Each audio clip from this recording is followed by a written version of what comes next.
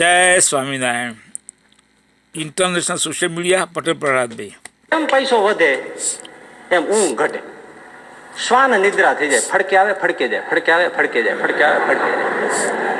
હાય ને આમ આપણી જેવી આમ ઘાટી આવી ગયા, સવારે ટોટો પાકી ગયા એમ આ બધી આવે, ગોદડું ખેંચી જાય તો ભાન ન રહે એવી એને આવે. હે ઘણા સુતા હોય, તમે જો ભેળા કૂતરા હોઈ ગયા હોય તો ખબર ન હોય. ગામડામાં બાબા સુતા હોય, વેળા કૂતરા શિયાળાના લાભ લઈ લે. પણ એને કયા વિશ્વાસ આપણે 5 દી કોઈ દેવા ન હોય કાટલો પકડી લે. ભલે સત્સંગ હોય તો ટીલા કરી નીકળી જાય તો કીધું તો તારીખ વહી ગઈ, તારીખ ખબર પડે છે. તે દી આવ્યો તો તે તાવડાવડા આહુડા પાડતો તો નવરે દેતો નથી. પૈસા જોતા હે તે ગરીબડી ના હોતા હે, पैसा हाथ में आ जाता था खुटलाई करता है.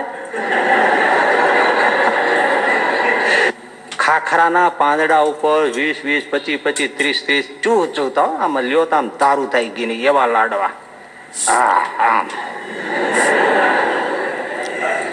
એવા 20, 25 લાડવા જમી જતા. પૈસો મળે એના એને બંગલા થઈ જાય, ડાઇનિંગ ટેબલ થઈ જાય, ચાંદીની થાળી જમે શું ખાખરા.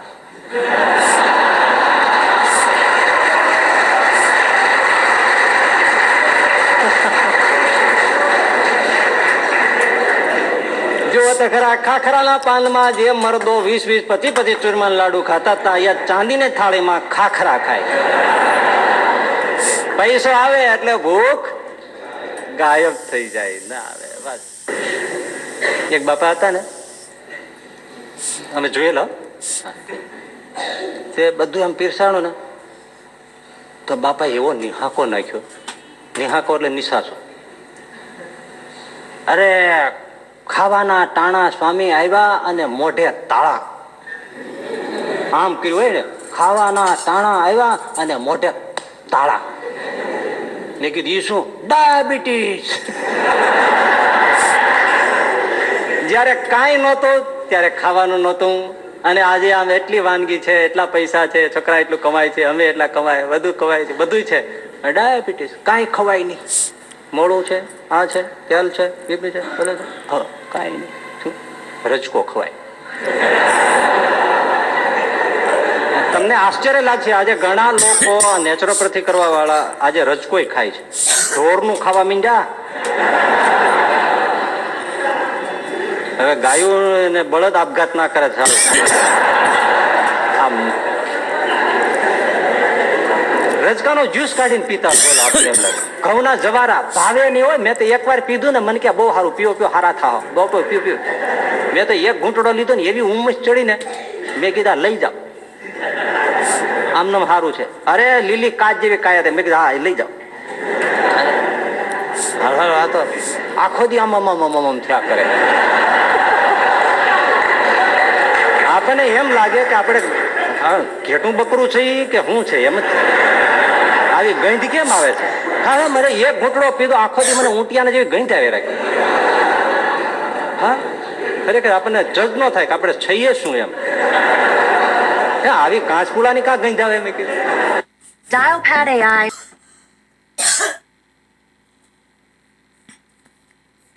અર્થમ અનર્થમ ભાવય નિત્યમ નાસ્તિ તત સુખલેશ સત્યમ પુત્રાદપી ધનભાજામ ભીતિ સર્વત્ર એષા વિહિતા રીતિ.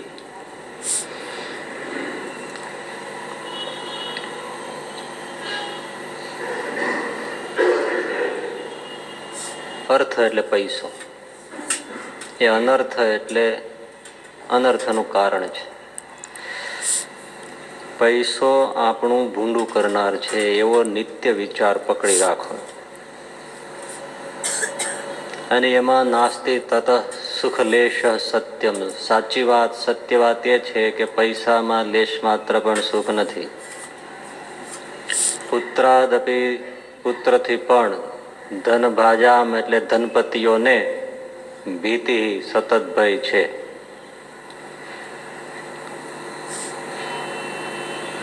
સર્વત્ર એષા વિહિતા રીતિ, બધે આ જ રીતિ છે. આમાં ધનની નિંદા બહુ છે.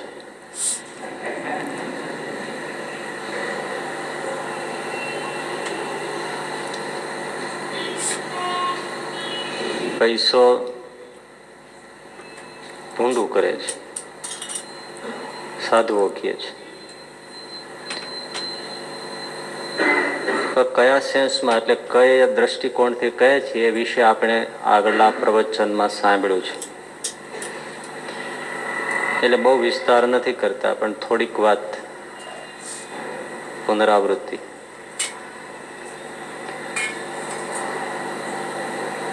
કે ઘણા લોકોને આવી વાતો ન ગમે કે સત્સંગમાં જાય એટલે બસ સ્ત્રીની નિંદા હોય, પૈસાની નિંદા હોય, ભૌતિક સુખની નિંદા હોય, અને મારા બધા જ સાધુ સંતો પાછા બંગલાઓમાં રહેતા હોય.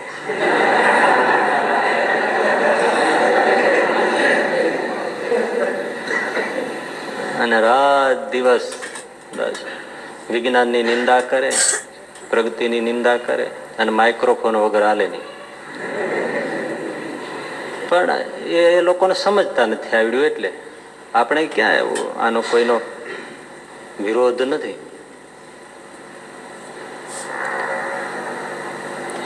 સમજમાં ફેર હે બસ. એટલે શંકરાચાર્યજી કે સાધુ સંતો કે આપણા ધર્મશાસ્ત્રો એમ કહે છે કે પૈસામાં લેશ માત્ર સુખ નથી, સંસારમાં સ્ત્રી આદિ પદાર્થોમાં સંબંધોમાં સુખ નથી. તો આપણે પહેલી વાત તો એ છે કે સુખ કોને કહેવાય એ સમજ્યા હોતા નથી, એટલે આ બધી ગડબડ છે. આપણે સગવડતાને સુખ માનતા હોઈએ છીએ. સગવડતા એ સુખ નથી, સુખ એ સગવડતા નથી. ગમે એટલી સગવડતા હોય તો માણસ સુખી હોય ખરો?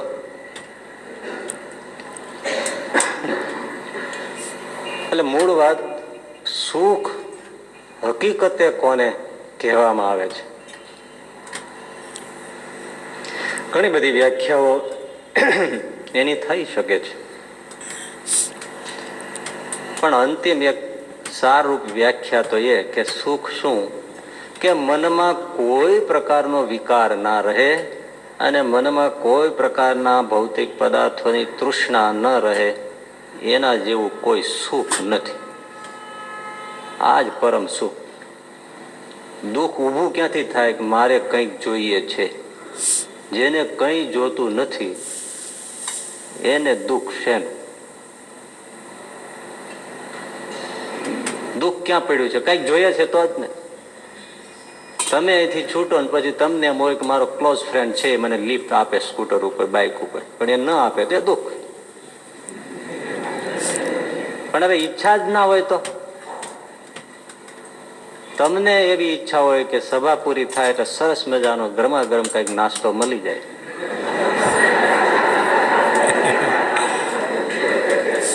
અને ના મળે તો દુઃખ. શા માટે થયું? ઈચ્છા કરી એટલે ને.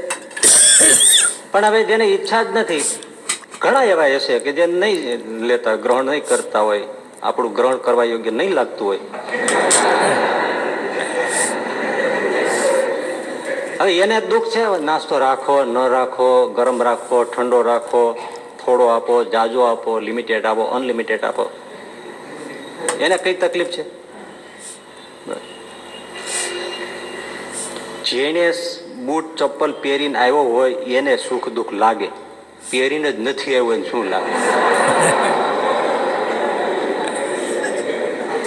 એટલે જેને સુખ અને દુઃખ એ બે પગરખા જે કાઢી નાખ્યા છે એને કોઈ દુઃખ છે નહીં. સુખ અને દુઃખ બે પગરખા જેને કાઢી નાખ્યા એના જેવું કોઈ સુખ નહીં. અને આ અંતિમ વ્યાખ્યા ઉપર જ આખો ધર્મશાસ્ત્ર અધ્યાત્મશાસ્ત્ર છે. પણ હવે ગરબડ પછી ત્યાં જ થાય છે.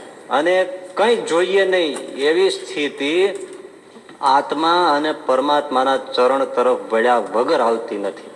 અને આ બધી જ બાબતો સંસારની પછી સ્ત્રીયાદિક હોય, પુત્રાદિક હોય, ધન હોય, બધું હોય, એ બેરિયર અવરોધ છે. ઘણા લોકો ને એ પણ ગળે ઉતરતું નથી ને કે મેં સ્ત્રી સંસારમાં વિરોધી ક્યાં થાય છે, એમાં શું વાંધો આવે છે, ભજન કરો એની ક્યાં ના પાડીએ છીએ, પણ સ્ત્રી વિરોધ આમાં ક્યાં આવે છે? પણ એટલા માટે એના ઉપર બધી વાતો કરવામાં આવી છે કે જેના મગજમાં સ્ત્રી ઘૂમતી હોય કે સ્ત્રીના મનમાં પુરુષ ગમતો હોય એ ભગવાનમાં મન કેવુંક લાગે? ગ્રહસ્થ હોય તો મન એમાં લાગેલું હોય અરસપરસ, એ હરિભજી ના શકે. અને હરિભજન તો એવું છે કે આત્યંતિક અવ્યભિચારીપણે અનન્યપણે જેમ ફૂલ ઉપર ભમરો આમ રસ તરબતર થઈને ચોંટી ગયો હોય, પવન આમથી ગમે તેટલો ઝંઝાવાત લેતો હોય તો પેલો ભમરો ફૂલને મૂકે નહીં, એવી રીતે જે ભગવાનના ચરણનો મકરંદ પીતો હોય એ ભગવાનનો ખરો ભક્ત છે. હવે એમાં આ બધા પદાર્થો અવરોધ કરે છે. ઘડીકામાં કરીને પાછું વયું જાય.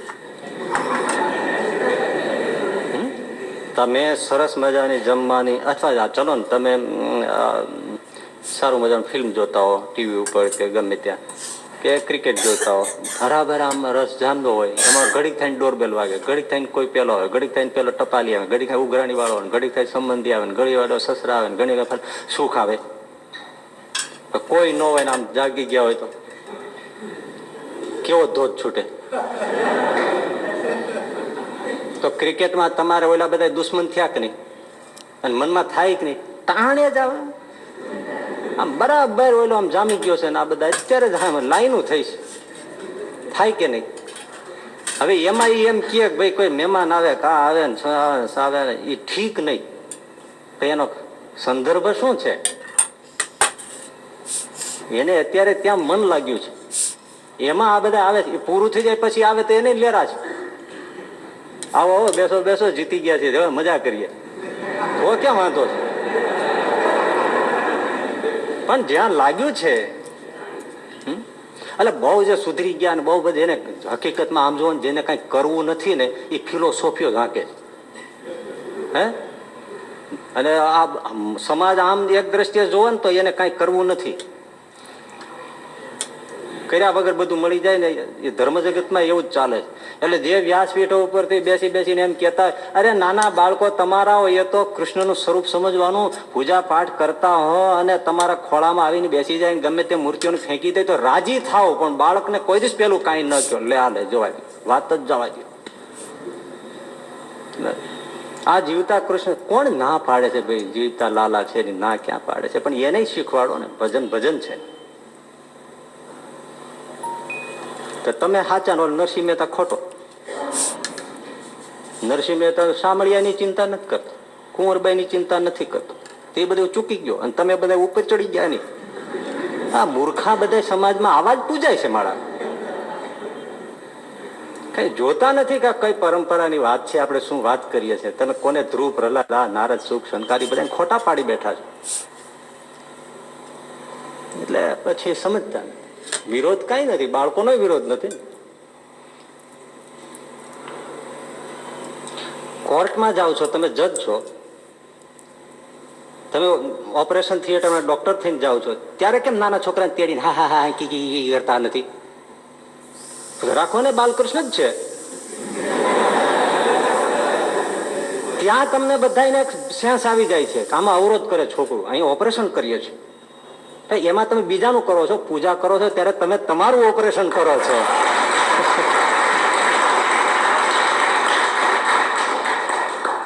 એમાં આ બધો અવરોધ છે બસ. એટલે ભૌતિકતામાં બધાને તરત આમાં સેટિંગ થઈ જાય છે, આમાં જ નથી આવતું કઈ, કારણ કે જોઈતું નથી, એક દ્રષ્ટિએ જોઈતું નથી, અને જોઈએ તો મફતમાં જોઈએ છે. કઈ કર્યા વગર મળી જતો તંબુરો મળે એમ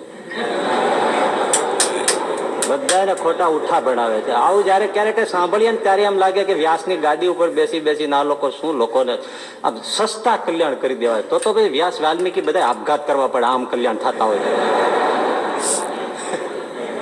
પેલા મરી ગયા બધા પીપળ બેસી બેસીને પીપળના પાંદડા ખાઈ ખાઈને, ઘાસપાલો ખાઈ ખાઈને મરી ગયા, અને આ બધાને એમને હાંકી જ મૂક્યું છે. હા કે વ્યાસપીઠની કઈ ઇજ્જત હોય, આ હોય તે હોય. રામ રામ કરો. એટલે સમજતા નથી આવડતું સુખ શું છે. સુખ હકીકતે આ છે કે જેને કઈ જોઈતું નથી. ચાહ ગઈ ચિંતા મીટી મનવા બેપરવાહ, જેની જીસે કછું ન ચાહીએ હો તો શાહન કા શાહ. તમને તમારું બૈરું ત્યાં સુધી દબાવે, તમે બૈરાને ત્યાં સુધી દબાવો, અથવા બૈરાથી તમે દબાવો કે બૈરું તમારાથી દબાય ત્યાં સુધી, જ્યાં સુધી અરસપર કઈક અપેક્ષા હોય. કઈ જોઈતું જ ન હોય તો શીંગડે ખાંડો ને પૂછડે બાંડો, શું કરો તમે? છે અપેક્ષાઓ, સુખની તૃષ્ણા, કઈ પણ તૃષ્ણા એ જ દુઃખ છે.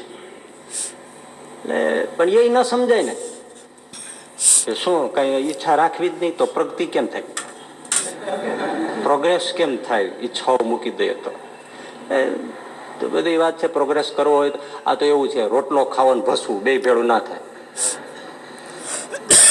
અને થાય કરતા આવડવું હોય તો એક ગલો આમ ચડાવી દે, એક ગલો આમ ચડાવી દે, પણ આવડવું. એટલે સુખની વ્યાખ્યા એ સેન્સમાં છે, આનંદના સ્વરૂપમાં છે કે જ્યાં કોઈ વિરોધ પછી રહેતો નથી. કંઈક હોય ઈચ્છા તો દુઃખ છે. અને એવી આ ભગવત ચરણનો રસ પામે ત્યારે જ એ સુખને જીવ પામે છે. એટલે એ જેને સ્વાદ આવ્યો એને પછી આ બધું છે એ એમાં લાગવાનું છે કે આમાં લેશ માત્ર પણ સુખ નથી. તમે પેંડો ખાઈ જાઓ પછી ચાય ગમે તેવી પીવો મોળી જ લાગે. મેં પીધી નથી પણ કઉ છું, પણ એમ જ લાગે ને. પેલા મેસૂબનો ટુકડો ખાઈ જાઓ અને પછી ચાય પીવો, ખાંડ ઓછી નથી, તમે વધારે લઈ ગયા પેલા. સાચું બોલો. એમ આ ચરણને જયારે પીધો પછી આ બધું મોડું જ લાગે. મેસૂબનો ટુકડો ખાઈ લીધો અને પછી ગમે તેવું ચખાડો કે મોડું છે. એ વાતના સંદર્ભમાં એમ કહે છે કે ધનમાં લેશ માત્ર પણ સુખ નથી, સંસારમાં લેશ માત્ર પણ સુખ નથી. બીજી રીતે વ્યવહારિક દ્રષ્ટિએ, વ્યવહારિક દ્રષ્ટિએ પૈસો જરૂરી છે, એ તો આપણે બધા સ્વીકારીએ છીએ, એમાં કઈ ના નથી. પણ મોટે ભાગે લોકોને શું છે કે પૈસામાં જ બધું સુખ દેખાય છે. જોજો, બહુ સરસ વાત. પૈસામાં જ બધું સુખ, પૈસો છે બધું જ છે. અને પૈસામાં જ બધી પ્રકારના પ્રશ્નોના સમાધાન દેખાય છે કે પૈસો હોય તો બધું જ કરી શકાય, ગમે તેમ આમ તેમ કરીને આપણે જે રસ્તા કાઢવા હોય પૈસો હોય તો નીકળે. હકીકતે એવું છે, પૈસાથી કઈ બધા સમાધાન થઈ જાય છે? પૈસાથી જ બધું કઈ સુખ મળી જાય છે? ઘણા લોકો એમ નથી કહેતા કે I agree, money can not buy happiness.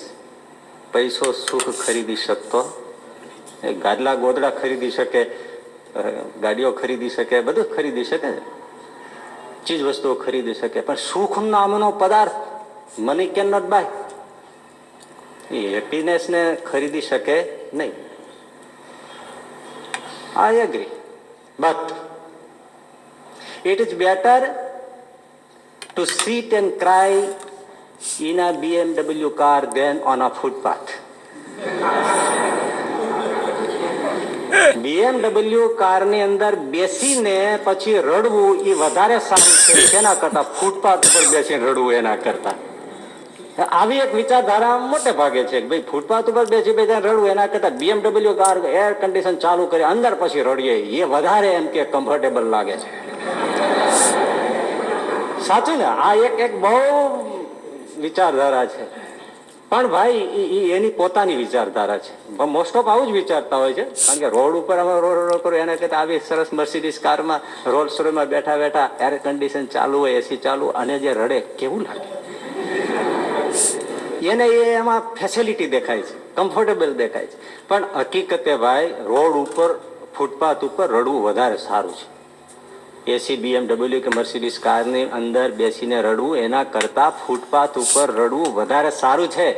એટલા માટે કે તમે રડતા હો કે હું રડતો હોઉં તો કોઈ આવીને પીઠ ઉપર હાથ ફેરવનારો આવે, કોઈનો એનો બાપ આવે, કોણ આવે ગાડીમાં, એકલો હિજરાય.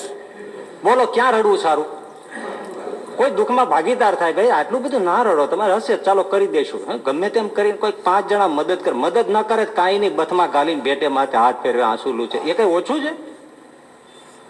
કેટલા મિત્રો છે આંગળી ટેરવે ગણવા જેવા નથી, પણ આંખમાં આંસુ આવે ત્યારે તમારા આંસુ લૂછવા માટે કેટલા હાથ લંબાઈ છે, એમાં આપણી સમૃદ્ધિ છે કે કેટલા આમ તમારા આંસુ લૂછવા માટે આવે છે.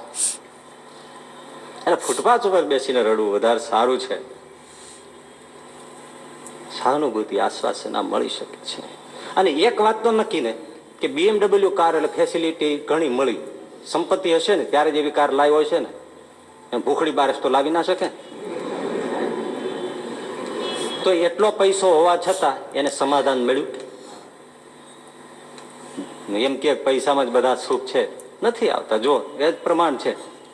આખરે ગાડીમાં આવ્યો તોય રડવાનું, ફૂટપાથ ઉપર હોય રડવાનું, તો ફરક શું પડ્યો ભલા મને? આના હપ્તા ભરવાના એ જ ને.